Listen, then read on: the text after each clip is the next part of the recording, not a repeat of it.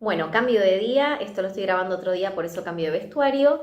Y bueno, habíamos quedado entonces en todo lo que eran los nuevos descubrimientos sobre la longevidad, la asociación con los telómeros y cómo los telómeros que se acortan prematuramente por un mal estilo de vida generan justamente un envejecimiento prematuro. Habíamos hablado de la importancia del ejercicio como para mantener justamente los telómeros, lo mismo que el control del estrés, que es lo que vamos a abordar hoy un poco más en profundidad con el tema de los neurotransmisores y demás. Y también hablamos de la alimentación. Por supuesto que lo que vimos fue un pantallazo general. Quien ya viene estudiando alimentación consciente, seguramente todo eso ya lo ha escuchado. Quien no, le va a servir como guía. Les decíamos que muchas clientas les van a venir que no tienen idea de alimentación natural o más sana, entonces les puede servir eso como una guía general, pero después cuando veamos el estudio de la piel, ahí vamos a profundizar un poco más en todo lo que son suplementación, vitaminas y alimentos específicos asociados a cada necesidad cutánea cuando lo requiere. Entonces, bueno, ahora lo que vimos fue un pantallazo en general en relación a tener de vuelta, revisar nuestros hábitos alimentarios. Eso está ligado al mantenimiento de los telómeros y a la salud de los telómeros. Y por supuesto que vamos a ir profundizando después en detalles de algunos tipos de alimentos en específico ligados a la piel, pero cuando veamos más el apartado de piel. Entonces, también vamos a profundizar lo que son las vitaminas porque son sumamente indispensables para la salud de la piel y para optimizar nuestra energía. Dijimos que los alimentos que debíamos retirar, que son todos los ultraprocesados, las azúcares refinadas, el gluten, los lácteos, todos esos alimentos enlatados, embutidos, que están muy desnaturalizados, justamente esos alimentos son los que se han comprobado que producen un acortamiento en los telómeros de forma acelerada. Es por eso que siempre una alimentación tan dañina o tan chatarra va a producir envejecimiento prematuro. También se ha asociado el omega 3, que es antiinflamatorio, es un omega antiinflamatorio que nos ayuda a descongestionar el cuerpo, está asociado a el mantenimiento de los telómeros, a un incremento de la telomerasa y bueno, por eso es tan importante también comer pescados de buena calidad y una alimentación antiinflamatoria. Justamente vamos a tener una entrevista con una nutricionista que se especializa en lo que es una alimentación antiinflamatoria y en suplementación, que es muy interesante para abordar este tema porque en realidad nuestra filosofía de vida y nuestro estilo de alimentación debería apuntar siempre a a no tener inflamación.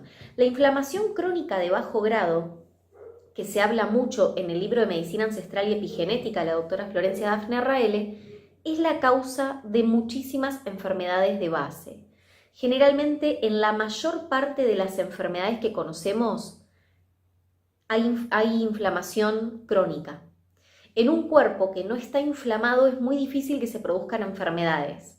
Entonces, la inflamación incentivada por una mala alimentación, por un estilo de vida sedentario, por un exceso de estrés, todo eso produce inflamación crónica, que por supuesto todo parte del intestino, pero es una inflamación generalizada crónica. Entonces, eso es la base de la mayor parte de las enfermedades conocidas y de las más nuevas, sobre todo las enfermedades autoinmunes. Entonces, vamos a apuntar a eso, vamos a tener una especialista hablando de este tema y vamos a dejarlo grabado para que ustedes lo vean, por supuesto, y puedan tomar nota y aportar herramientas que les sirvan para brindar a sus clientas, herramientas, sugerencias para mejorar sus hábitos cotidianos. Vamos a hacer un pequeño resumen de lo que son las mitocondrias. El biohacking, esta corriente, no solo apunta a optimizar nuestra energía, sino que todo apunta también a generar la biogénesis mitocondrial, porque justamente para optimizar nuestra biología, optimizar nuestra energía, el rol de las mitocondrias son indispensables.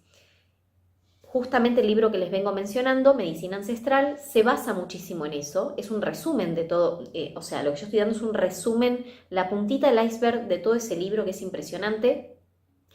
Y las mitocondrias son orgánulos dentro de las células que son las encargadas de producir energía y todo el metabolismo celular, ¿no? Entonces, esas mitocondrias, para nosotros incrementar y optimizar la función mitocondrial y aumentar el número de mitocondrias, lo que se conoce como biogénesis mitocondrial, es indispensable los ejercicios aeróbicos, los ejercicios fuertes y una alimentación como la que venimos desarrollando, especialmente una alimentación antiinflamatoria y una alimentación basada más en grasas que en carbohidratos. De ahí es que surge un poco el concepto de la dieta cetogénica, que es una alimentación que se sugiere siempre como un reseteo del organismo, para etapas, no tanto como un estilo de vida sostenido eternamente, eso depende de cada organismo, pero la dieta cetogénica es una dieta basada principalmente en grasas, no en carbohidratos, ¿sí? No se consumen azúcares y carbohidratos, entonces las mitocondrias comienzan a generar energía, ya no a partir de los carbohidratos, sino a partir de las grasas. Entonces no es que estamos comiendo grasa y vamos a saturar el hígado y vamos a engordar mucho más, no tiene que ver con eso, justamente es modificar el metabolismo para bien, para optimizar el metabolismo. Entonces las mitocondrias cambian su origen de producción energética, que son los carbohidratos, pasan a ser las grasas.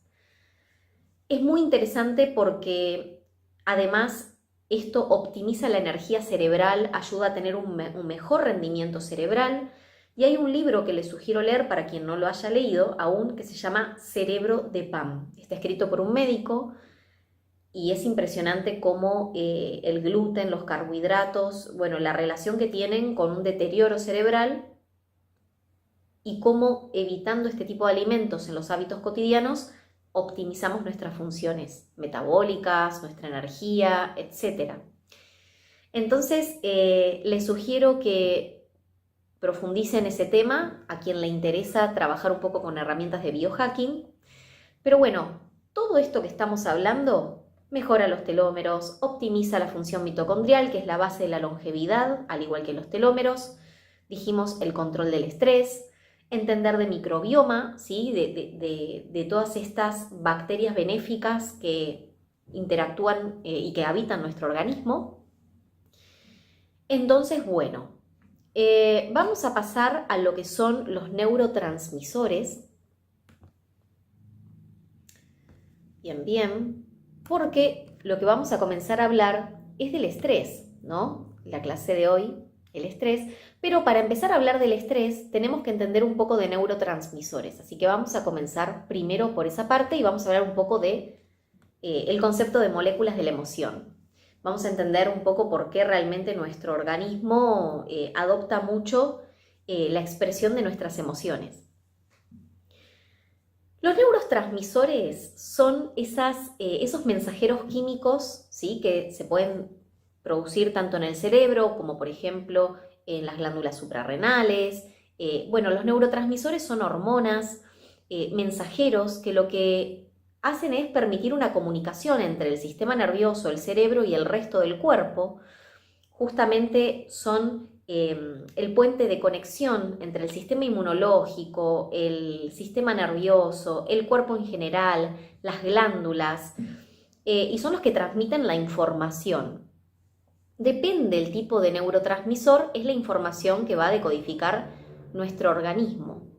Los neurotransmisores los segregan las neuronas, en algunos casos, y en la sinapsis, que es el espacio que hay entre neurona y neurona, es que estos transmisores se depositan. Entonces, una neurona, por ejemplo, libera un neurotransmisor en esa sinapsis, en ese espacio entre neurona y neurona, y permite comunicarse, o sea, que llegue ese neurotransmisor a la siguiente neurona, y así es como se van comunicando. Los neurotransmisores hay muchísimos. O sea, no podemos desarrollar todos, vamos a hablar de los principales y los que tienen incidencia más conocida en la salud, en el estrés, en el bienestar, en el placer, para después entender también un poco el tema de moléculas de la emoción, que es lo que vamos a desarrollar. Y podríamos, digamos, catalogarlos de dos maneras, los excitatorios, ¿sí?, los que producen excitación, y los inhibitorios, los que producen calma, relajación, los que permiten bajar un cambio, desacelerar el ritmo. En base a esto yo les puse en el manual, vamos a hablar un poco de los 7. Es muy importante porque justamente las neuronas brindan órdenes a través de los neurotransmisores, son como su lenguaje. Y es muy importante entenderlos porque están asociados a las manifestaciones que tenemos orgánicas, también en la piel, ligada a las emociones. Bien, estos 7 neurotransmisores que vamos a ver son los principales. Hay otros, sí, por supuesto. Vamos a hablar primero del glutamato. Bueno, este neurotransmisor es el más excitatorio que tenemos. Es el responsable del 80 a 90% de la sinapsis. En realidad está presente en el 80-90% de la sinapsis del cerebro, es de los que más se liberan constantemente y son los mediadores en todo lo que son información sensorial, motora, cognitiva, emocional. Interviene en la formación de memorias y en su recuperación. Les voy a ir leyendo algunas partecitas. Colaboran con lo que es la neuroplasticidad. La neuroplasticidad es un concepto bastante nuevo. Se ha descubierto que el cerebro tiene neuroplasticidad y también se habla del concepto de neurogénesis, que ahí les voy a explicar. La neuroplasticidad es la capacidad que tiene el cerebro de adaptarse a los cambios y de generar nuevas redes neuronales. Esto ha supuesto un avance muy grande en lo que es el estudio de las neurociencias, lo que es la neurogénesis y la neuroplasticidad, porque nos están queriendo decir de que a cualquier edad se puede cambiar. Esa famosa frase donde yo soy así, no puedo cambiar, estoy acostumbrado de esta manera, eso es algo que ya no se sostiene en base a los nuevos descubrimientos. Eso es más que nada una mala voluntad de cambiar y a veces un desconocimiento o no tener herramientas de cómo poder cambiar. Pero se puede cambiar y a cualquier edad, porque la neuroplasticidad está presente a cualquier edad. Por supuesto que es algo que se estimula. Entonces hay personas que lo tienen más desarrolladas que otras. En realidad las personas que más les cuesta cambiar la forma de pensar, cambiar la forma de percibir la realidad, de comprender, de cambiar de mirada, son las personas que menos tienen estimulada la neuroplasticidad de su cerebro. La neuroplasticidad se estimula de muchas maneras, principalmente con hábitos saludables, pero además con ejercicio, con alimentación, todo eso, pero además siempre aprendiendo cosas nuevas. La predisposición a aprender, el aprender a tocar un instrumento, aprender una nueva materia, hacer una nueva formación, mantiene lo que es la flexibilidad cerebral, neuronal. La neuroplasticidad en realidad es muy necesaria porque cuando una persona, vamos a suponer que una persona no puede modificar algunos patrones de conductas y siempre actúa de la misma manera ante determinadas circunstancias, por ejemplo, siempre se estresa ante determinadas circunstancias, no puede dejar de tomarse su trabajo de la misma manera, siempre se estresa, era moderna, todos los emprendedores, pero bueno, estoy tirando un ejemplo, hay muchos patrones de conducta repetitivos en las personas, pero digamos que cuando un patrón de conducta se repite y siempre reaccionamos de la misma manera, siempre pensamos o interpretamos las cosas de la misma manera ante una misma circunstancia, estamos queriendo decir que hay una red neuronal creada que no se está modificando. Cuando, vamos a suponer este ejemplo, si yo de chica voy caminando por la calle y a mí me muerde un perro, ese perro a mí me generó un miedo impresionante, de ahí yo empecé a desarrollar un miedo hacia los perros, entonces cada vez que se me presenta un perro, pienso lo mismo y siento lo mismo. Eso quiere decir que cada vez que se presenta el mismo estímulo, yo recorro la misma red, mi cerebro recorre la misma red neuronal para interpretar esa situación y para reaccionar ante esa situación. Por eso es tan importante estimular la neuroplasticidad. Hay alimentos que estimulan la neurogénesis, la neuroplasticidad, pero bueno, realmente el glutamato es un neurotransmisor que estimula los procesos de aprendizaje y de memoria, por eso es que también colabora con la neuroplasticidad, que son dos aspectos asociados. ¿Qué es la neurogénesis? La neurogénesis es la capacidad de generar siempre nuevas neuronas. Se sabe hoy en día, antes, me acuerdo que incluso cuando yo era chica, se creía que nosotros producíamos neuronas, que teníamos una cantidad de neuronas específicas y que se iban agotando con los años, que no se reproducían, que no había nuevas, que no se creaban nuevas neuronas. Por eso decían, cuidado con tus neuronas que no se producen nuevas. Bueno, eso ya se desmitificó. El cerebro tiene capacidad de generar nuevas neuronas, lo que se conoce hoy en día como neurogénesis. Entonces, bueno, continuamos. Son conceptos que están buenos irlos incorporando porque nos ayudan a percibirnos de otra manera y a empezar a buscar soluciones a las cosas que no podemos modificar o que creemos que no tienen solución, ¿no? Una persona que no puede cambiar su forma de percibir, de pensar y reaccionar ante la vida, no puede cambiar esas formas, tiene que estimular otras redes neuronales, tiene que crear otras redes neuronales y deshacer las que ya están hechas. Espérenme un segundito. Faltaba el vasito. Tengo que hacer el hábito de traerme el vasito de agua. Entonces, las redes neuronales, en realidad, las redes que no se estimulan, igualmente también se pierden, ¿no? Por eso siempre hay que estar estimulando las redes neuronales creadas que son positivas. Por ejemplo, si yo desarrollé un hábito de salir a correr todos los días, estoy estimulando una red neuronal que se va a mantener activa.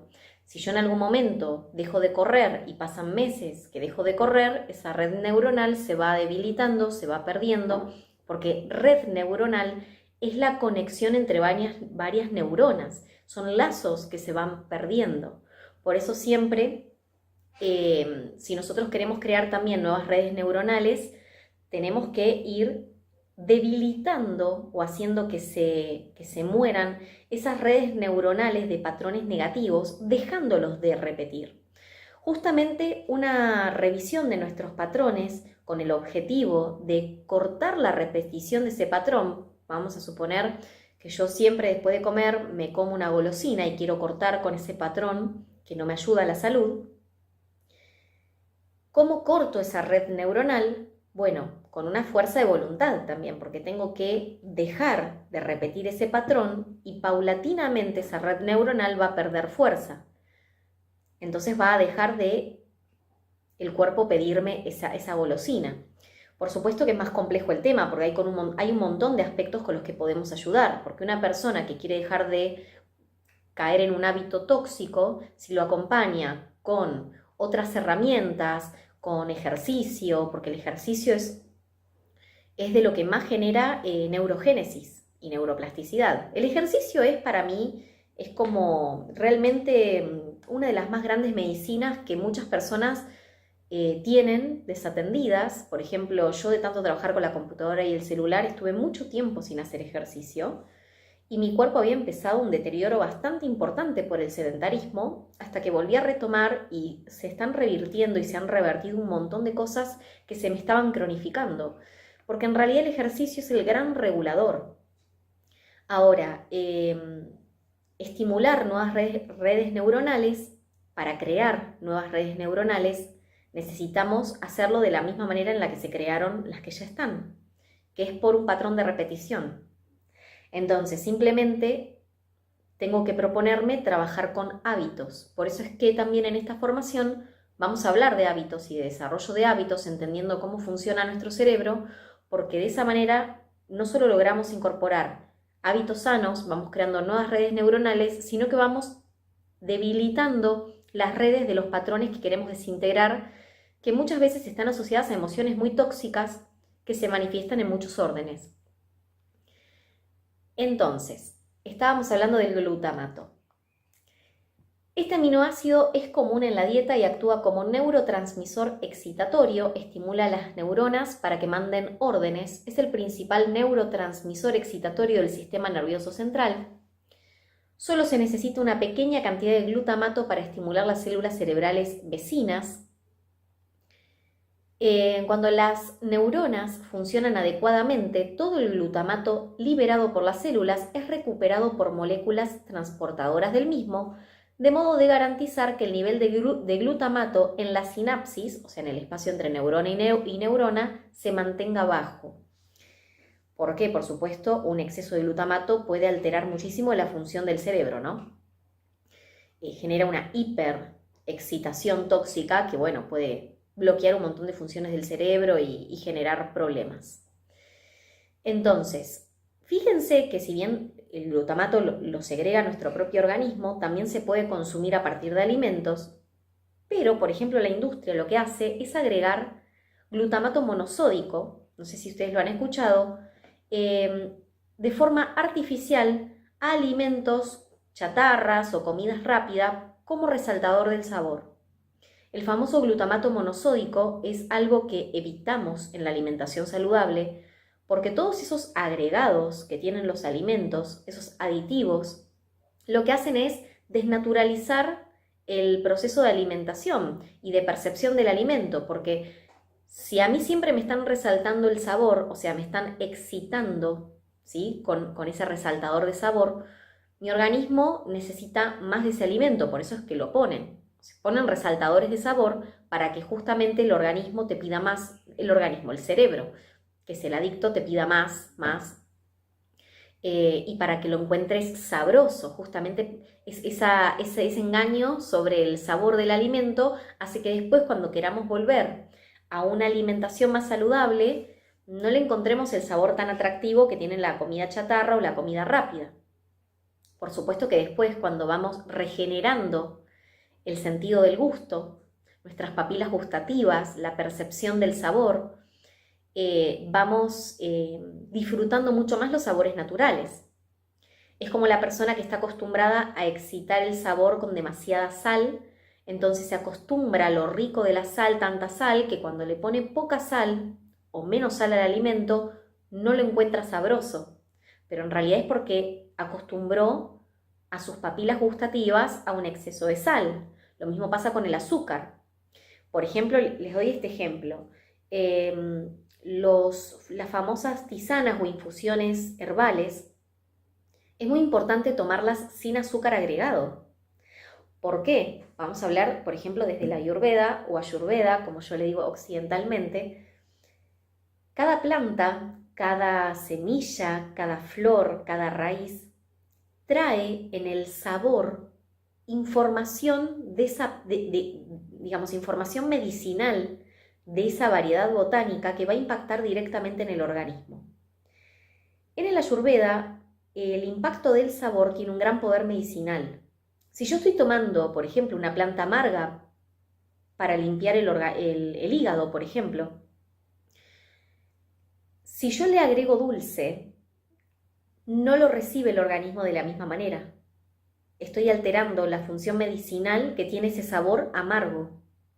Entonces, aprender un poco a saborear los distintos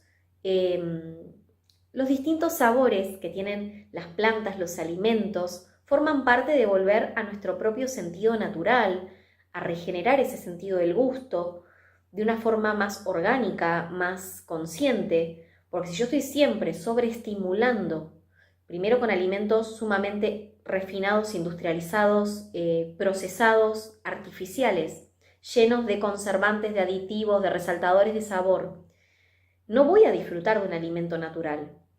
Me van a poner una fruta y lo que voy a querer es un alfajor. Entonces, no estoy hablando que esté mal o bien darse un gusto. El problema es cuando en nuestros hábitos no podemos disfrutar de una alimentación saludable porque estamos sobreestimulados con una alimentación chatarra. Entonces es muy importante esto, volver un poco al proceso de ir disfrutando de vuelta los sabores normales de los alimentos y saber que cuando uno viene muy sobreexcitado, la realidad es que al comienzo no lo va a disfrutar tanto y el cerebro va a poner resistencia. Porque el cerebro trabaja mucho con un sistema de recompensa. El cerebro todo el tiempo quiere ser recompensado. Entonces quiere el placer, quiere el disfrute, quiere el camino corto, lo más rápido. Entonces todo lo que pareciera que lleva un proceso largo, por ejemplo, terapias largas, cuestiones a resolver de salud que requieren de mi voluntad sostenida en el tiempo, el cerebro pone resistencias. Y es normal, porque el cerebro es así, es un poco perezoso. Entonces, tenemos que tratar de entender cómo está funcionando y entender que en ese momento no es una señal de la vida, de que no tengo que ser tan fanática e irme a lo natural. No, él me está hablando de que tengo un nivel de pereza bastante fuerte, arraigado en mi cerebro, que no me permite, me genera esa mala voluntad para sostener un hábito que en realidad lo que más cuesta es generarlo, porque una vez que ya se crea la red neuronal, después es más fácil. El tema donde es difícil es en crear la red neuronal, que es donde desistimos la mayoría. Pero bueno, ahí vamos con el glutamato. Bien. Vamos a pasar con el neurotransmisor GABA. El glutamato dijimos que era de los neurotransmisores más excitatorios, ¿sí?, que libera nuestro organismo.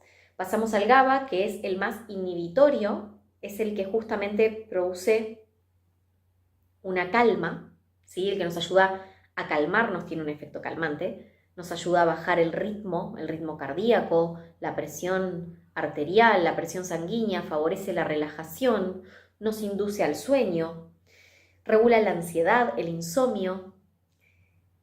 Acá les puse en el manual, por ejemplo, qué actividades ayudan a estimular la producción de GABA en el cerebro, como por ejemplo las respiraciones profundas, la meditación, actividades como el yoga, actividades que ayuden a regular el estrés. ¿Qué ocurre con el GABA? Si ustedes analizan, por ejemplo, las hormonas o los neurotransmisores que se liberan, que son excitatorios, fisiológicamente se liberan durante el día. Eso sería lo normal, porque nos dan el sentido de alerta, de respuesta, de reacción ante distintas circunstancias. Cuando el sol desciende y comienza la noche, es una etapa del día en donde necesitamos ir introduciéndonos en neurotransmisores, en la liberación de neurotransmisores que nos induzcan al descanso, a la relajación, a no estar excitados hasta última hora de la noche, porque eso estresa nuestro cerebro, produce además un desgaste celular, de energía celular, y potencia el envejecimiento prematuro. Por eso ya vamos a hablar de los ciclos circadianos. Pero el neurotransmisor GABA, si nosotros estamos hasta cualquier hora de la noche, por ejemplo, yo esto es algo de los que más me ha costado trabajar y que vengo trabajando, porque yo trabajo con la computadora y con el celular, y ya vamos a hablar de los ciclos circadianos. Si bien hay personas que naturalmente son más nocturnas, ya vamos a hablar de eso. Yo soy más nocturna que diurna, pero a veces el mismo trabajo te lleva a un hábito en donde, cuesta desconectar. Además, las redes son bastante adictivas. No, adictos somos nosotros. Entonces, ¿qué pasa? Cuando nosotros estamos estimulando constantemente con la luz nuestro cerebro, la luz del celular, la luz de la computadora, la luz del televisor, no liberamos la melatonina, que es la que nos ayuda también a inducirnos en ese descanso, en ese sueño, las que nos permite llegar a niveles profundos de relajación. Entonces, todos estos neurotransmisores que se liberan en presencia de la oscuridad y de un estado más armónico de la persona, ¿sí?, no hacer actividades muy excitatorias a la noche, son necesarios para regular nuestro organismo. Justamente nuestro organismo funciona con un ciclo que se lo conoce como ciclo circadiano, repito, ya lo vamos a ver, pero que es una orquesta bien organizada donde todo está acomodado para que funcione integralmente y el organismo cumpla en cada instancia del día con lo que se necesita, con las exigencias orgánicas que se necesitan. Entonces es muy importante desconectar de las pantallas en lo posible no más de las 10 de la noche. 1 o 2 horas antes de irnos a dormir tiene que estar nuestro cerebro libre de pantallas. Cuesta, a veces podemos tener periodos en los que eso no sucede, pero tenemos que entender que a eso debemos volver, porque eso es lo que nos va a mantener a nosotras un ritmo organizado, corporal, hormonal, en todo sentido. Entonces, bueno, es muy importante estimular el GABA. Acá vamos. La dopamina. La dopamina es un neurotransmisor que cumple una función muy importante en el sistema de recompensa del cerebro y la que nos ayuda a sentir el placer y la satisfacción ante un objetivo logrado, una tarea exitosa. Es la recompensa, la sensación de recompensa. Justamente nos la hace sentir la dopamina. La dopamina, acá dice, inunda la sinapsis entre neuronas cuando sucede algo gratificante. Esto es muy interesante porque es necesario sentir esa emoción. El problema es cuando nos sobreestimulamos de dopamina con actividades que son más bien adictivas, como por ejemplo los niños con los videojuegos están estimulando constantemente la dopamina, por ejemplo, sensaciones que provocan placer, las drogas, por ejemplo, estimulan mucho la liberación de dopamina, por eso es que se vuelve algo muy adictivo. Todo lo que es adictivo tiende a tener una alta carga de liberación de dopamina. Por ejemplo, las compras compulsivas. Por eso es que a nosotras nos encanta el skincare, pero buscamos, estoy cerrando una pantallita que se abrió, buscamos realmente una compra consciente, ¿no? No realmente esos estantes llenos y llenos de productos que además la mayoría son puro plástico, en donde tenemos que hacer una selección realmente consciente de qué necesitamos, porque cuando nosotras nos volvemos adictas a comprar o a cualquier actividad adictiva, en eso el cerebro encuentra una recompensa, una satisfacción. Y cuanto más libera dopamina, más te pide de eso. Entonces, bueno, se me fue. Miren que se me fue los neurotransmisores. Bien. ¿Dónde estábamos? Bien, dopamina. Vamos a pasar a la siguiente. Yo igual acá les puse en el manual las actividades adictivas como videojuegos, apuestas, compras. El aumento repentino de dopamina en el cerebro puede hacer difícil deshacerse de esos hábitos, por lo que es muy común entender el funcionamiento de la dopamina y mantener a raya. Es muy común, no es muy importante, entender el funcionamiento de la dopamina y mantener a raya esos comportamientos. Pero también, por supuesto, que la dopamina tiene su lado positivo, ¿no? Nos ayuda, por ejemplo, a estar en estado de alertas, ayuda al páncreas a liberar la cantidad adecuada de insulina después de comer, coordina el cerebro, ayuda a producir movimientos voluntarios, como por ejemplo el escribir en la computadora, manejar un auto, todo eso también se produce gracias a la dopamina. Así que vamos a pasar al siguiente neurotransmisor, la adrenalina. Esto es muy importante, van a decir que tiene que ver con la piel, todo, ya van a ver, pero además hay toda una nueva rama de la cosmética que se la conoce como neurocosmética, que está basada en las neurociencias y que la base es entender del sistema nervioso, del cerebro, de los neurotransmisores y la conexión con la piel. Así que yo sé que muchas deben querer pasar ya a la piel, pero disfruten el proceso de ir viendo todos estos aspectos que le van a dar a ustedes una mayor comprensión de toda su cuestión orgánica, de su salud, entendimiento de su cuerpo, y después van a tener más herramientas para tratar la piel. La adrenalina. Bueno, la adrenalina. Este neurotransmisor es el responsable de la lucha o huida del organismo. Hay algunos neurotransmisores que cumplen funciones bien específicas, ¿no? Porque justamente en un momento en donde se nos presenta una circunstancia de urgencia, donde hay que correr, donde hay que luchar, donde hay que huir, se liberan muchos neurotransmisores, como el cortisol, dopamina, adrenalina, hay muchos, ¿no? Pero digamos que la adrenalina es la que nos permite justamente la reacción a la huida. A ver, la adrenalina es el mecanismo de defensa del organismo contra el estrés. Por ejemplo, si se le ha hecho tarde y tiene miedo de perder el avión, acelera la respiración y el ritmo cardíaco para que pueda atravesar corriendo la línea de seguridad. Los parques temáticos, bueno, yo acá les puse distintos ejemplos. También la adrenalina ayuda a agudizar la toma de decisiones. Cada neurotransmisor también tiene su aspecto, en realidad todos son positivos porque son parte de nuestra fisiología. Los neurotransmisores como la adrenalina pueden ayudar a que el cuerpo se dé cuenta de que el cerebro quiere responder ante una situación estresante o de urgencia.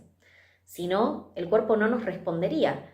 No sé si ustedes se dan cuenta que cuando la persona, o si han estudiado casos de supervivencia, la persona saca una reserva energética y unas fuerzas que no tendría en otro momento. En el curso de neurociencias, cuando estudiábamos neurociencias, una alumna del curso contaba de que su perro, justo cuando entró con el auto, su perro, que es un perro grande, se escapó porque vio un perro enfrente y quiso atacarlo. Quiso atacarlo, no, lo atacó y se armó una pelea muy grande en donde la dueña del otro perro intentaba agarrarlo y la alumna, la dueña del perro grande, quería frenar a su perro y no podía. Por supuesto que la podrían haber mordido, pero dice que tuvo tanta fuerza, o sea, desarrolló una fuerza que no sabe de dónde la sacó, que pudo arrancar a su perro de esa situación, que ya no tiene fuerza para manejar ese perro. Pero ¿por qué se dan esas circunstancias donde el organismo responde de formas extraordinarias? Porque tiene recursos para justamente suprimir algunas funciones orgánicas, suprimir áreas del cerebro y activar otras, ¿no? ¿Qué es lo que sucede con el estrés? Con el cortisol, que suprime la función digestiva, la función inmunológica para priorizar otras. Si bien ante una circunstancia en específico que se necesita va genial, cuando cronificamos el estrés estamos suprimiendo aspectos orgánicos sumamente necesarios. Ahí es donde viene el problema. Pero bueno, nuestro cuerpo es realmente maravilloso. Vamos a pasar al siguiente neurotransmisor. Yo todos estos videos los voy a ir cortando y se los voy a hacer en parte porque es mucha data y para que no sea un choclo de video, ¿no? La serotonina. La serotonina es el neurotransmisor, es un neurotransmisor relajante, no es como la dopamina del placer excitatorio, es la diferencia, la dopamina es excitatorio y la serotonina es más relajante, pero también es una hormona que nos brinda placer, bienestar, es la que nos ayuda a regular el estado de ánimo, la sensación de bienestar y de calma y de relajación. No como GABA, que tiende a justamente inducir al sueño y es otro tipo de calma, sino que la serotonina está más asociada como a la felicidad, al bienestar. Es la sensación que se produce, por ejemplo, después de comer algo que nos gustó. También se produce serotonina, esa relajación de haber comido, de que nos gusta.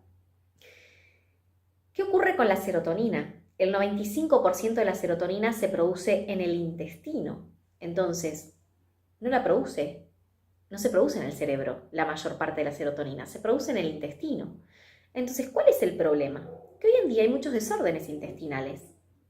Muchas personas con permeabilidad intestinal, con colon irritable, con candidiasis, con SIBO, ya vamos a hablar un poco de eso cuando veamos intestino, que todo eso afecta directamente a la piel en manifestaciones específicas que lo vamos a ver, pero aparte afectan orgánicamente en muchas otras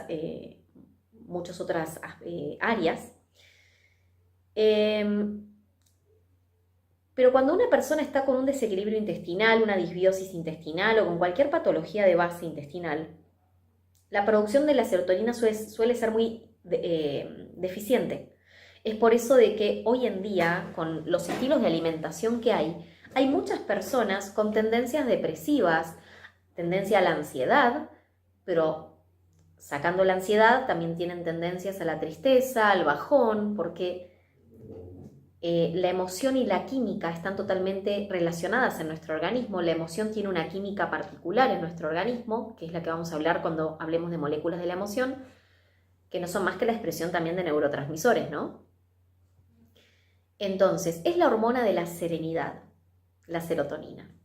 En el sistema digestivo, la serotonina favorece la sensación de satisfacción después de haber comido, bueno, lo que les comentaba, y mantiene a raya el apetito. Miren qué interesante, ¿no? Porque cuando estamos tristes o cuando estamos bajón, lo que buscamos es comer. Muchas veces el acto de comer, que es ese hambre ficticio, no real, es un hambre emocional, lo que estamos queriendo, en el fondo es como generar serotonina, ¿no? Porque nos falta, entonces buscamos darnos placer de alguna forma.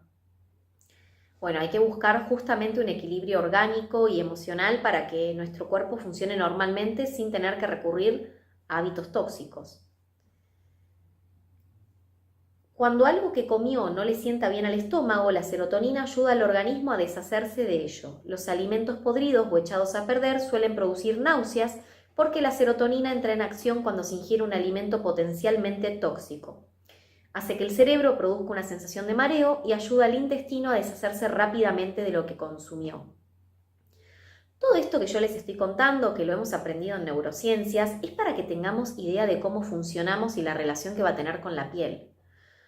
Ya si ustedes tienen dudas de enfermedades, siempre recuerden que en este curso no vamos a resolver temas de enfermedades, ¿no? Esto es para ustedes, para entender su funcionalismo.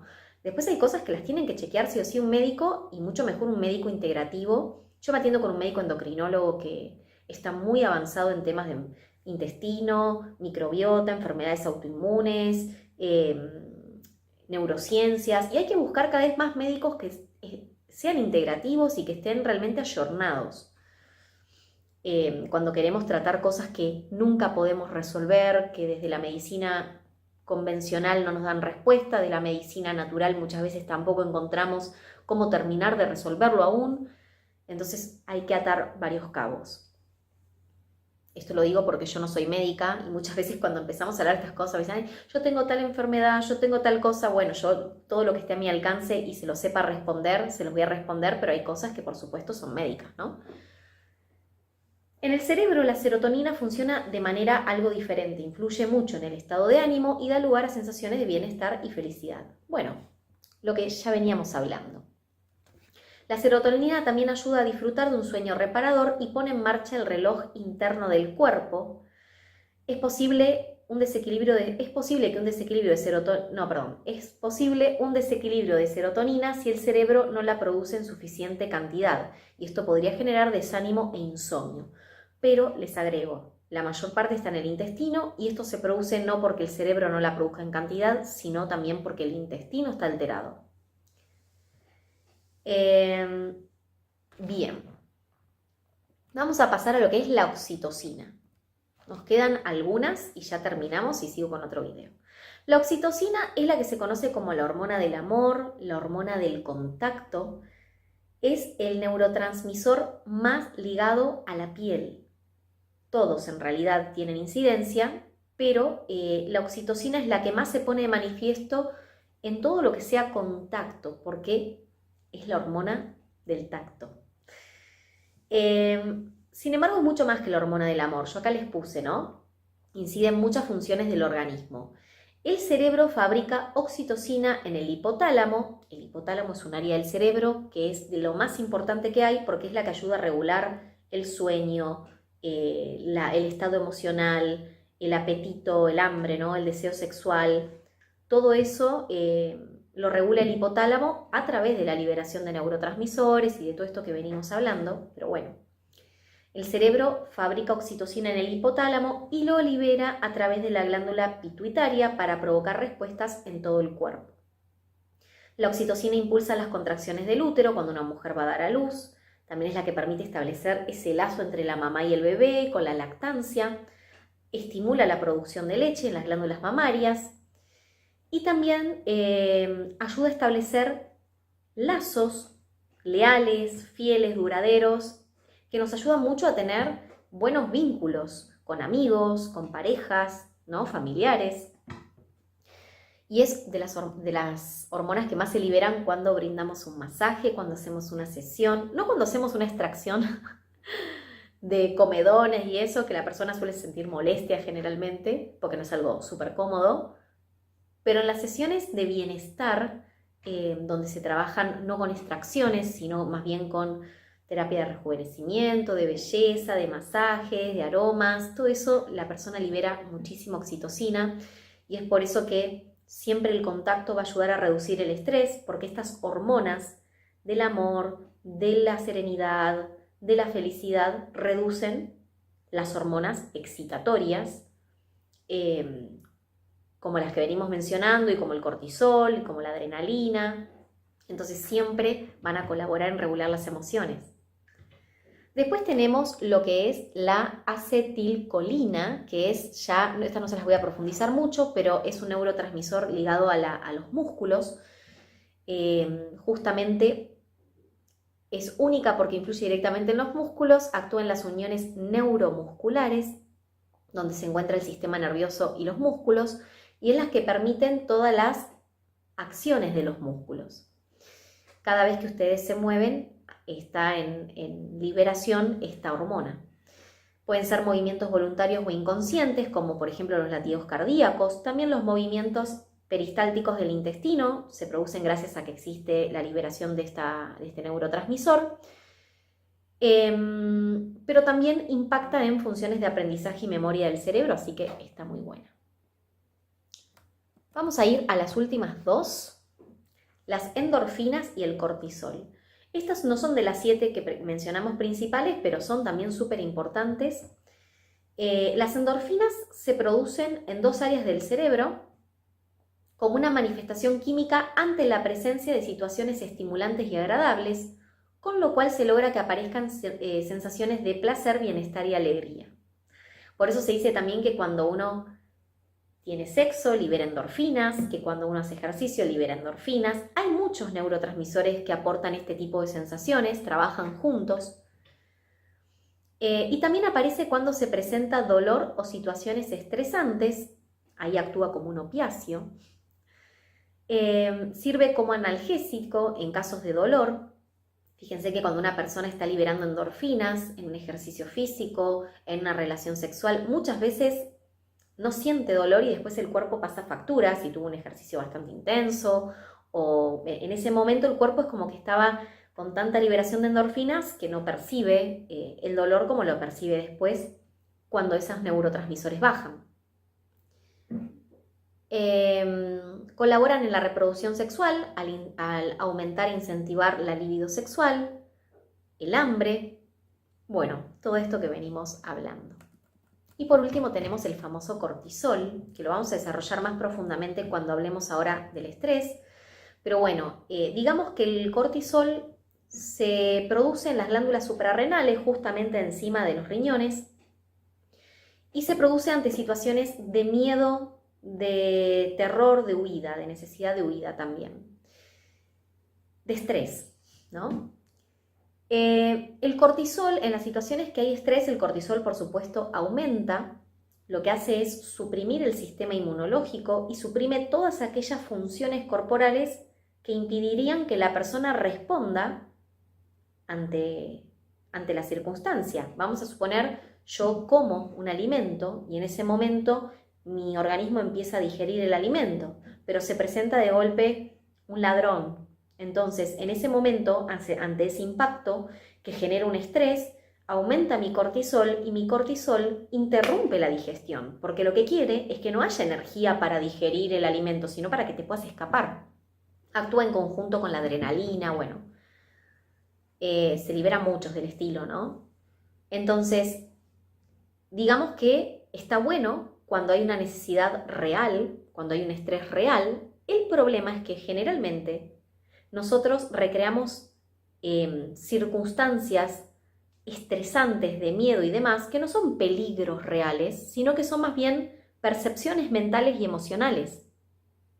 Muchas veces basadas en, digamos, el miedo a algo que nos pasó en la infancia, si nos pasó algo con una persona, por ejemplo, y después vemos de golpe a alguien parecido en la calle, esa memoria emocional impacta, genera un estrés, genera cortisol. Entonces siempre estamos viendo muchas veces peligro donde no lo hay y son simplemente memorias emocionales y reacciones emocionales y psicológicas, y ese estrés crónico que además que genera mucho cortisol, que ese cortisol además no lo terminamos de liberar y soltar del organismo, porque por ahí llevamos una vida sedentaria, una mala alimentación, no estamos haciendo un ejercicio que nos ayude a desintoxicarnos de cortisol, se acumula, se va cronificando ese estrés y el cortisol en sangre, ¿sí? Mucho cortisol en sangre produce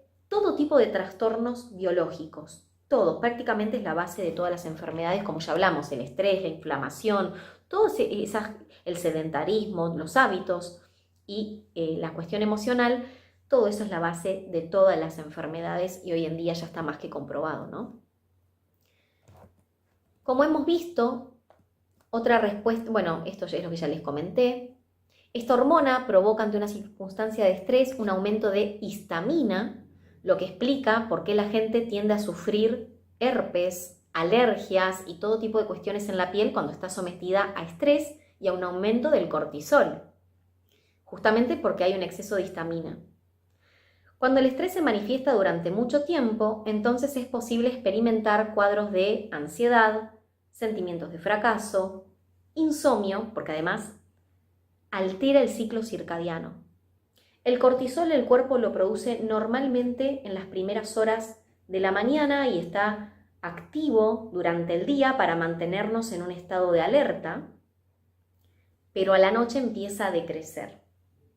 Cuando la persona manifiesta un estrés muy crónico, ese cortisol que nunca decrece, que se mantiene siempre alto, empieza a alterar los hábitos de sueño, la liberación de un montón de neurotransmisores que nos inducen al descanso y a la relajación, y mantiene suprimido el sistema inmune. Por eso es que cuando estamos con estrés nos pescamos un montón de enfermedades, se altera la salud de la piel, la salud digestiva,